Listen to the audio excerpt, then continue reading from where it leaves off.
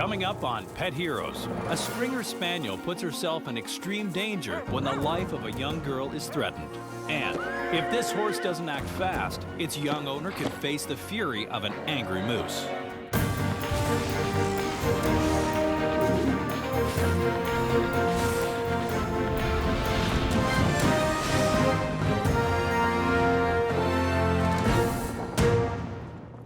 Hi, I'm Jason McCoy, and welcome to Pet Heroes.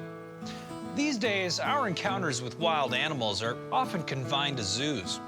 So what happens when we and our pets come face to face with surprisingly dangerous and unpredictable animals on their own turf?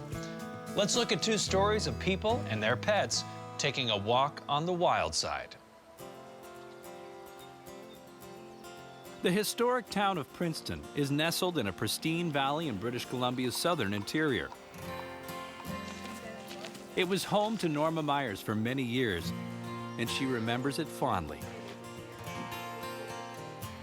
Princeton is a lovely little town. It's beautiful scenery, lots of wildlife, very nice, friendly people. If you like hiking, and if you like canoeing, and if you like swimming, this is the place to live. Norma's daughter Heather and granddaughter Allie still live in Princeton. Allie is a busy teenager, dividing her time between volunteering and competitive sports. But her real passion is animals. Good girl. I like dogs a lot. I have a dog right now. She's 5, named Sadie. Allie's grandma has always had dogs. I'm a dog person, yeah. I had a little Heinz 57. You know, he's a lovely dog. Then I had a little Shih Tzu, poodle. I have a little Lhasa Apso cross Bichon. I have a Bouvier. And I have West Highland White Terrier. They're all pretty well all rescue dogs. One of Norma's most remarkable dogs was a Springer Spaniel named Holly, who came into her life in 1998. At 13 years old, Holly was already a senior dog when Norma adopted her.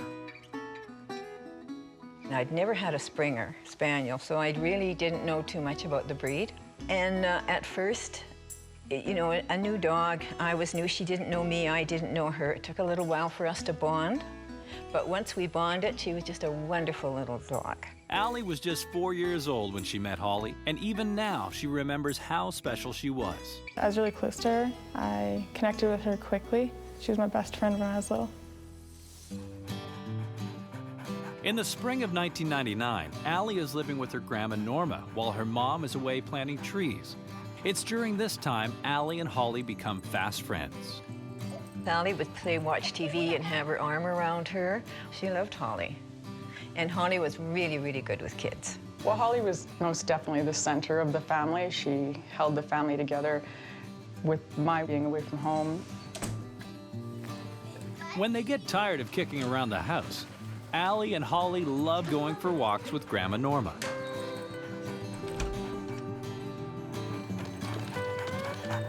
The trails that run along the river and into the woods are Holly's favorite, and just a short drive from Norma's house. But the walk they take today will be one they never forget. It begins like any other, and after making their usual stop to grab root beers, they hit the trails. Sally was just 4 years old. She runs ahead, you know, looking at this and picking up stones and throwing them into the river. And Holly, of course, was running around and flushing out birds or something. And we walked along, and I think it's about a quarter of a mile, maybe half a mile. And then we came across a bend. Just around the bend, Allie encounters a deer, a common sight on the trails surrounding Princeton. Only today, something is very wrong. This isn't a typical timid deer, but a hostile, wild animal. Allie immediately senses the danger and becomes frozen with fear. I remember being like really big and just kind of like coming at me. The way it kind of like looked and the speed it was traveling made it seem more aggressive. Renowned naturalist Brian Keating has worked closely with wild animals for over 30 years. We like to think deer are all Bambis, and they are for the most part. But they're Bambis that have been honed by an evolutionary lifetime of being pursued by top-notch predators. With any animal, there is going to be that fight or flight period. So if you get within a certain distance, it's going to be flight. It'll take off if it's a prey species like a deer. But if you somehow cross that threshold and you catch the deer having a bad day or defending perhaps a youngster that's hidden in the bush, then it could be a very different outcome. The doe is primed to attack Allie. Allie! And Norma is too far away to save her. I said, Allie, come. And I screamed, and Holly came running out of the bush. Holly rushes toward the deer, taking on an animal 4 times her size to try and save Allie. Coming up, Holly launches a brave attack on the rampaging deer and pays a heavy price. A vicious deer is charging 4-year-old Allie Myers as her grandma Norma watches helplessly too far away to intervene. Allie's only hope is her grandma's dog, Holly. When I screamed, of course, Holly came, because they know, dogs know. And she was looking after her family, right? And Holly can run faster than, of course, than me, than Allie. And if Holly hadn't got there, Allie would have got it. Wendy McClellan is a doctor of veterinary medicine, and she's not surprised Holly came running. Springer Spaniels were originally bred for hunting. They were good at flushing out game and tracking them. They're very alert, so they follow instructions and commands. When Norma called for help, Holly didn't hesitate. She was ready to go. She would see immediately that the little girl was in danger and put herself right in front of her. Holly gets between Allie and the rampaging deer, allowing Norma to pull Allie out of harm's way. But now Holly is in trouble. Then she didn't have a chance, because the deer came right down on top of her. The deer attacks using its powerful front hooves. Their method of attacking is a stiff-legged downward stroke. Their hooves are very sharp. They've got cloven hooves that have very, very sharp edges, powered by very strong muscles in those legs that are designed for getting away. But if they're forced to fight, if they get within that fight or flight distance and you manage to force them to fight for whatever reason, it can be immediate and lightning fast. And that slashing hoof can create serious damage, broken bones, cut skin, certainly damaged body parts. Holly struggles to fight off the deer, but it's becoming clear that she doesn't stand a chance. I had a leash, Holly's leash, and I was trying to hit the deer with it, but didn't even bother. And a deer is just one solid muscle. I couldn't believe how strong they are. So in the meantime, I had this dog laying there bleeding. Holly! The deer is relentless as it pummels Holly. Holly! Norma can't seem to do anything to scare off this crazed animal. But then she remembers the pop bottle. She hopes that spraying the deer may work, and she's shocked by what happens next. Remarkably, the sound alone scares off the deer. I shook it, opened it, and went like that, and the deer ran away. The danger has passed, but Holly is beaten to a pulp. Norma doesn't know if her dog is going to make it, but she knows that she needs to get her some help, and fast. I knew I couldn't carry her. And a truck came, and I ran and called it down. And the guy said, "What's wrong?" I said, "My dog was attacked by a deer." He said, "Holy crow."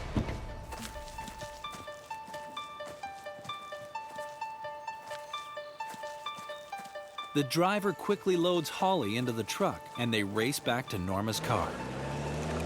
They carefully place Holly in the back. Norma is desperate to get Holly some help. Unfortunately, her vet is an hour and a half away in the city of Penticton. Norma calls ahead to her vet, Dr. Harvey, and alerts him to the situation. I was crying and driving, and I think Allie was, crying too. It was a horrible drive because I didn't know if the dog was going to make it.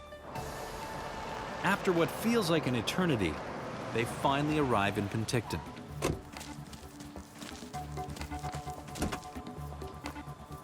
We got to Dr. Harvey, and of course, I'm shaking so bad when I got out of the car. My knees were going, everything out in the car. I said, help me, my dog's in the car.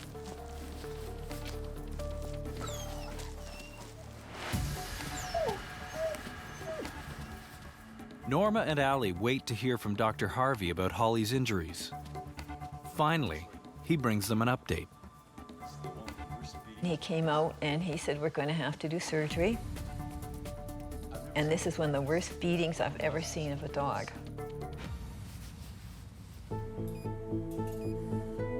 She had a broken leg and ligaments and muscles torn. And she had contusions to the head and to the eye, plus on her body. So she was in there for 2 weeks.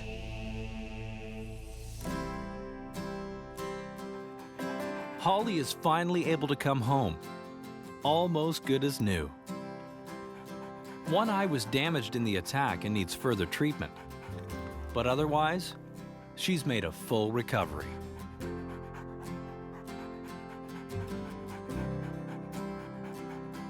Holly's motivations go back millions of years into the evolution of pack behavior.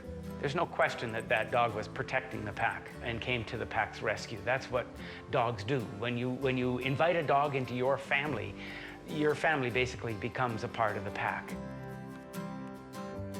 You were a famous little girl, and so was Holly. Holly's amazing heroics made news around the world. She was even voted Dog Hero of the Year and awarded for her bravery in a ceremony at the Toronto Dog Hall of Fame. And there must have been about, 200-300 people in the audience. 2 years later, at the age of 16, Holly passes away. But her amazing heroics and her love for her family will always be remembered. Holly was a hero by saving me from the deer and from being brave. For that deer to come at Allie and Holly to rush forward was pretty amazing. I think it's pretty crazy that Holly was protecting her family, and it was pretty remarkable that I was the one who got trampled. Well, Holly is a hero to us because she protected us and saved us from injury, and because she loved us so well. She's our hero.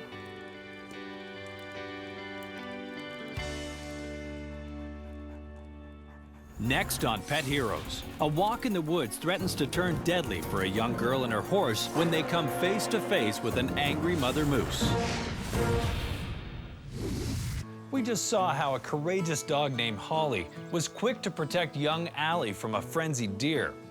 Next, we meet Shelby Lynn and her trusted steed, Jessie.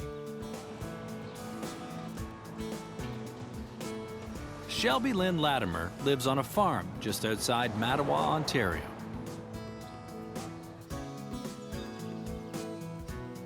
I like living on the farm because I like being out in the country better than in town. It's really small and friendly. Shelby lives with her mother, Tamara, older sister, Trista, and younger brother, Alexander.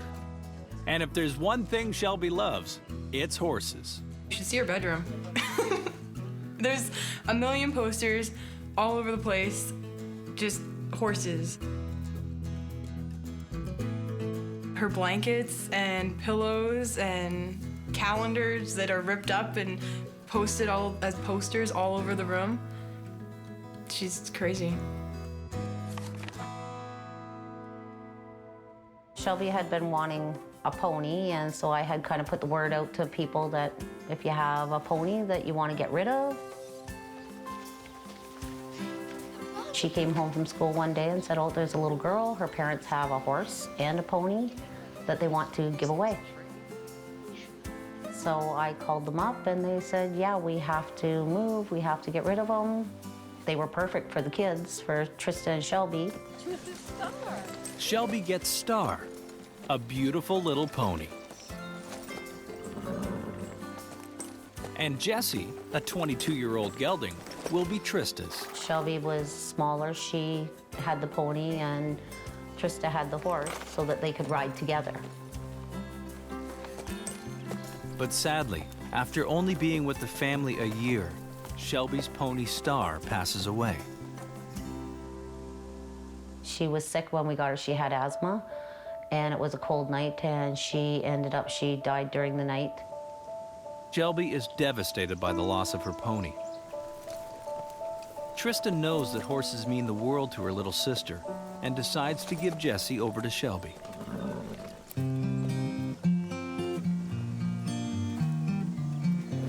First, we didn't have like that big of a connection because I was just starting to get to know him. I started out, I was walking him, right, and I just brush him and I'd take care of him.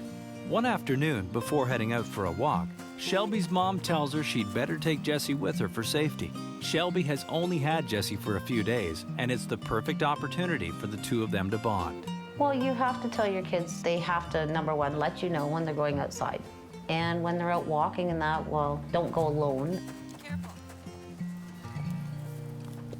Shelby and Jessie walk down a quiet little road that runs along the edge of their farm. It's not long before Jessie senses something is up. When we were a little bit up there, he started not acting up, but like he'd put his ears up and he'd put his head up, but he'd make like a kind of a snorting noise. Shelby quickly discovers what has rattled her horse. There was like a rustle in the bush, and out came this little moose. It was a baby moose, but it wasn't little. It was a big moose for being a baby. It came out onto the road about where the grass is in the road, and it came out and it kind of stopped and looked at us. And then Jesse, he started swinging his head and pawing, and it kind of ran away into the trees over there. Moose are normally very shy. They're solitary animals. They don't like to be around us, and they'll avoid letting themselves be seen if they can. Jessie successfully scares off the baby moose, but the real danger still awaits. I was about to turn around and walk away when the mom moose came out, and she was huge. Not only is this moose huge, it's furious. Like any animal defending its young, a moose will put a lot of energy into ensuring that that young is safe. She'll always be within a certain area of that moose, but if she perceives a threat, she'll be there very, very quickly. I was completely froze from seeing the moose. I was just froze. I was like, oh my God, because I thought I was gonna die. She was like 7 feet tall, and I was really small. And so I froze. And Jesse, he stopped doing everything he was doing, like pawing and snorting. He stopped doing everything. And he took a couple steps forward and then stood kind of on an angle, like in front of me. Horses interact through body language. That horse would have definitely perceived a negative body language from that moose and would have interpreted it as danger. And that horse obviously interpreted the child as part of the horse's herd. Otherwise, the horse just would have left. The moose has started to advance on Shelby, but Jessie is quick to react. After shielding a terrified Shelby from the danger, Jessie does something even more valiant. He was standing there all calm, and all of a sudden he slapped himself, kind of with his lips, on his side. And I kind of took that as a gesture to get on, we have to leave. Without the help of a saddle, Shelby struggles to get on Jessie. So I just kind of threw the lead rope over Jesse's neck, and I jumped with all my might. He was standing like this, and he just kind of spun and then took off that way, like straight home.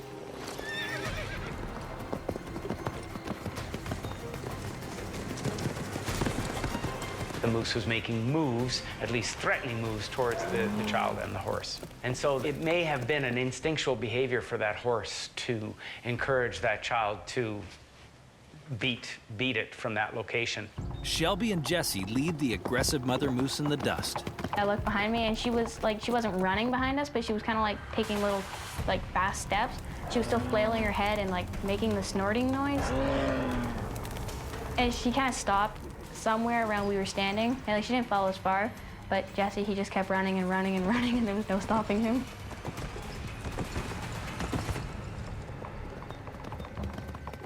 Well, I was really, I was scared because it was faster than he's ever ran before, right? So, and I was flailing everywhere as he's running, so I was kind of pumped about that. But yet I was so scared because there was this 7-foot-tall moose could have killed me. Shelby makes it back to her mom, shaken but eager to tell her frightening story. Initially, when I saw Shelby coming back to the house, I was upset because she was galloping, and you're not supposed to gallop back to the house. But when Shelby came in the driveway, I saw her face, and she was like, "Mom, Mom, Mom," and she's, I guess, kind of scared and excited and just, wow, you know, look what just happened. Shelby's mom is surprised and grateful to learn that Jessie, a horse her daughter barely knew, had saved her life.